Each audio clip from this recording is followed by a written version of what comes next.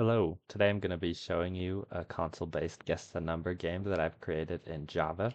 So I'll start off with showing you how the program works. So when it opens up, we have this main menu screen with a couple of different options that I'll just go through one by one. So the first option is to make a new game.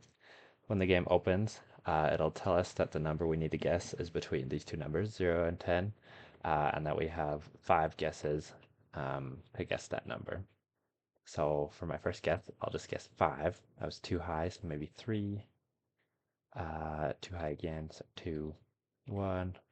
And there we guessed it in 4 guesses. And it says that the number was 1, and we're brought back to the main menu. We can do new game again, and it'll give us another game with those same parameters, or we can go on to the next level. Now we're on to level 2, and you can see that this window is a little bit bigger, and we only have one more guess to get that number. So I'll just play through really quick. It's too low, so let's try 15, 13. And there we go. We guessed it in 3 guesses. The number is 13. The next option in this main menu screen is the scoreboard, where we can see the lowest number of guesses that we've done on each level. And this is actually saved even if we quit the game. So I'll quit and then open the game back up again.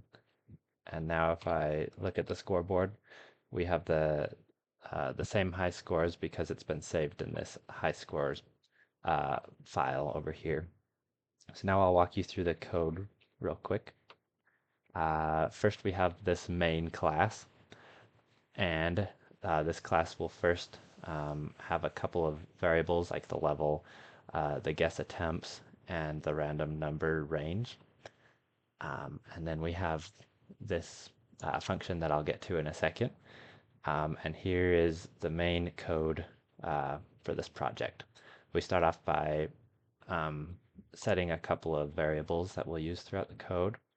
Then we'll welcome the user to the game, and here's the main while loop right here. So first we'll display the main menu options, and then we'll get the input from the user using this scanner.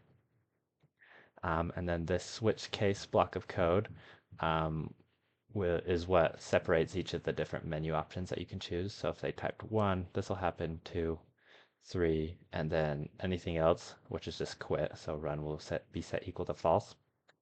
I'll show you what this first option looks like when the user wants to start a new game. It'll say that it's starting a new game, and it'll set the level to 1, the guess attempts to 5, and the random number range to 10. And then it'll go to the game class and it'll start a new game with those specifications, and then it'll start.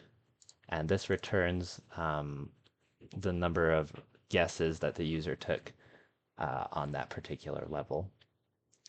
And this block of code right here is for if the user's score is better than the previous high score, then it'll update the high score using this high scores array, which was defined up here at the top.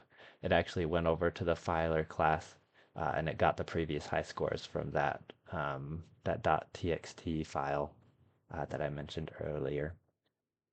And then after that, it'll update the high scores file, and then that's it for the first case. The second case is pretty similar, except this time it'll increment the levels and the guess attempts and the random number range instead of setting it. And this right here will make sure that the number of guesses allowed is under 9 at all times. And this will make it so that you can't go past level 10. And other than that, this is pretty much the same as it was in this first option. And then finally, the third option for when the user wants to display the scoreboard, it just calls this function, which is defined up here, where it'll just loop through each of the each of the items in the high score array, and it'll just display it using this format.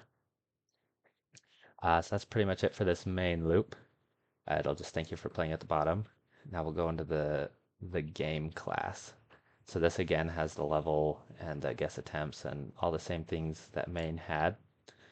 But its job is just to go through one level or one game. And so start is its main function. it'll start by generating a random number and then setting a couple variables that'll get used.